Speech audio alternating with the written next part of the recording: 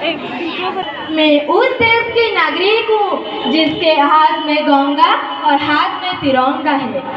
मैं उस देश के नागरिक हूँ जिसके हाथ में गंगा और हाथ में तिरंगा है।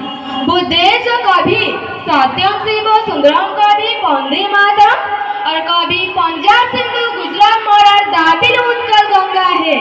मैं उस देश के नागरिक हूँ जिसके ओठ में गंगा और हाथ में तिरंगा है।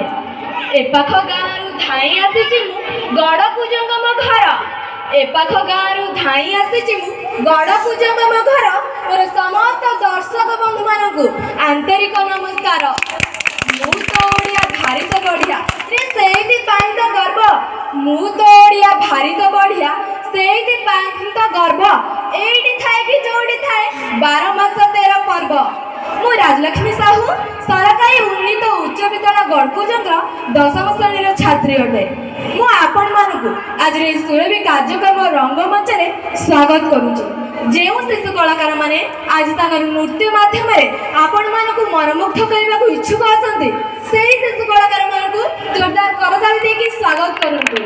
मां मां बोली डाक देला तते सब दुख के नेउ हरि मां मां बोली डाक देले तते सब दुख के नेउ हरि संसार के तोर था होइता मां तोर समले रूप धरि। गीतटार ना होची सखी संगे गेले रहा सखी संगे गेले रहा।